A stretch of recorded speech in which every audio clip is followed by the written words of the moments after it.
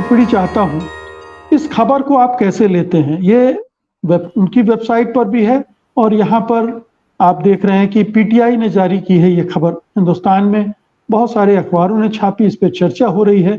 इसे किस तरह से लेते हैं? थैंक यू मुकेश जी मुझे बुलाने के लिए। आपने पूछा मैं इसे कैसे लेता हूं। सबसे पहली बात तो ये जो न्यूज़ जो पीटीआई ने दी कल रात में 9 बजे के आसपास आई थी, ये सोर्स बेस्ड न्यूज़ है, ओके। और उसमें 3 सोर्सों का हवाला दिया गया है।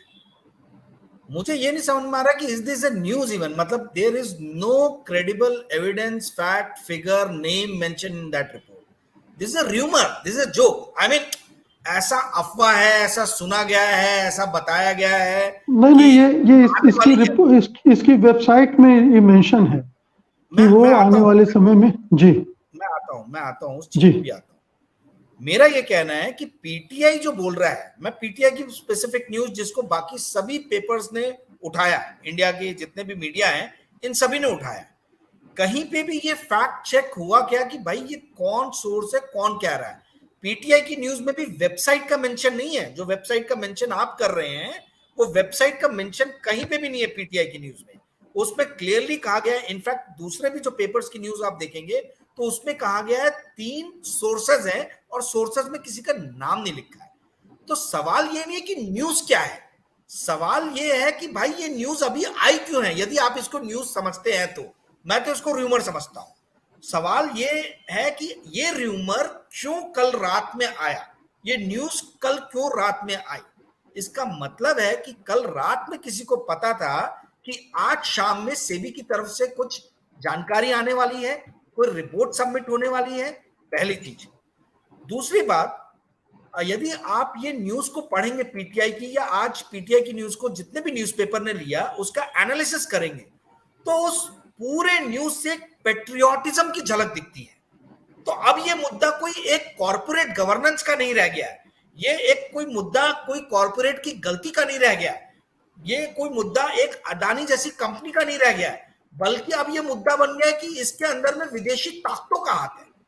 तो ये विदेशी ताकतों बनाम पेट्रियोटिज्म का अब मुद्दा जो है ये पूरी तरीके से कन्वर्ट करने की कोशिश की जा रही है। और यदि आप देखेंगे पिछले कुछ दिनों से तो आपको दिखाई देगा कि अदानी, गौतम अदानी जी और उनके ग्रुप के जितने भी लोग हैं वो लोग काफी पेट्रियोटिक बातें कर रहे हैं। और हर बात में मतलब ऐसा दिखता ही नहीं कि गौतम अदानी जी एक कॉर्पोरेट लीडर है, वो एक पॉलिटिकल लीडर के रूप में हमें झलक में आ रहे हैं। वो जीडीपी की बात करेंगे, वो बात करेंगे इंडिया 2047 में कहा चला जाएगा, वो अपनी कंपनी से रिलेटेड कोई बात नहीं करेंगे। तो ये अब मुद्दा जो है ये कन्वर्ट हो गया कि भारत को कैसी कुछ विदेशी ताकतें मिलकर डिस्टेबलाइज करने का प्रयास कर रही है। तीसरी बात, इसमें यह भी कहा गया है कि कुछ और कॉर्पोरेट्स इन्वॉल्व हैं, मतलब जिनके ऊपर में इशू आएगा। इसका मतलब है कि इस पूरे के पूरे इशू को एक स्पेसिफिक अदानी के कॉर्पोरेट गवर्नेंस और उसके जो भी गलतियां उनसे हुई, सो कॉल्ड गलतियां, तथाकथित गलतियां, उससे हटा के, एक स्पेसिफिक केस से हटा के, ध्यान हटा के अब इसको एक ट्रिविलाइज और जनरलाइज किया जा रहा है कि भैया हमाम में तो इंडिया के सारे कॉर्पोरेट्स नंगे हैं, ठीक है, तो एक अडानी नहीं है। तो बेसिकली एक तरफ पेट्रियोटिज्म दिखाया जा रहा है, दूसरी तरफ जनरलाइज किया जा रहा है, ट्रिविलाइज किया जा रहा है इश्यू को कि आप सिर्फ एक अडानी के बारे में मत सोचिए, ये और भी कॉर्पोरेट्स आएंगे। तो इंडिया में ऐसा क्यों होता है ना, तो जनरलाइज किया जा रहा है इश्यू को। और आखिरी बात, जितने भी पॉलिटिकल पार्टीज हैं, क्या इन्होंने अपने मुझे जो लगता है इन्होंने अपने कम्युनिकेशन मॉडल में इस चीज को लिया है कि भाई अदानी के अगेंस्ट में कोई एक्शन नहीं होगा और सेबी उसको क्लीन चिट दे देगा।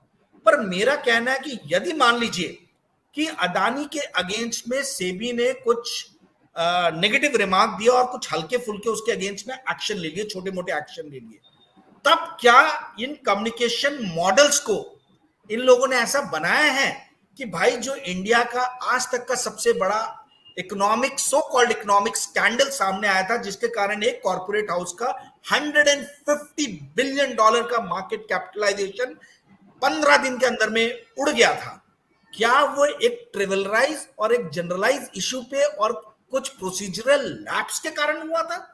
क्या ये इतने जनरलाइज इश्यू थे तो ये कम्युनिकेशन मॉडल के अंदर में जितनी भी पॉलिटिकल पार्टीज हैं, इनको ये सोच के रखना पड़ेगा कि यदि हल्का फुल्का एक्शन लेके छोड़ दिया गया तो फिर तब हमने कैसे रिएक्ट करना चाहिए।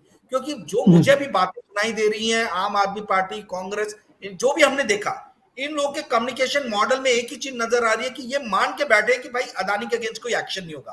बट यदि अदानी के अगेंस्ट हल्का फुल्का एक्शन लिया गया तब आपने कैसे रिएक्ट करना चाहिए, और ये कैसे बीजेपी के या दूसरी पार्टी के फेवर में, सत्तारूढ़ पार्टी के फेवर में जाएगा, ये भी उनको कम्युनिकेशन मॉडल में सोचना पड़ेगा। क्योंकि हमने देखा पुलवामा कैसे हो गया था 2019 में, और पूरा पॉलिटिकल सिनेरियो बदल गया। 3 स्टेट्स के इलेक्शन हारने के बावजूद भी BJP came back with a thumping majority. तो क्या ये अदानी का मुद्दा भी ऐसा ही हो जाएगा कि ऐसा दिखाया जाएगा कि देखिए इन्होंने तो अपने परम मित्र को भी नहीं छोड़ा, उसके अगेंस्ट भी कुछ एक्शन लिया गया है, तो ये तो बहुत ईमानदार है। तो ये नेगेटिव से पॉजिटिव भी हो सकता है। तो it has become a completely case of how you are giving your information. आप एक कम्युनिकेशन कैसे स्टैब्लिश कर रहे हैं आम जनता से, उसी के ऊपर में अब ये सारी आगे चीजें जो है डिपेंड करें। जी।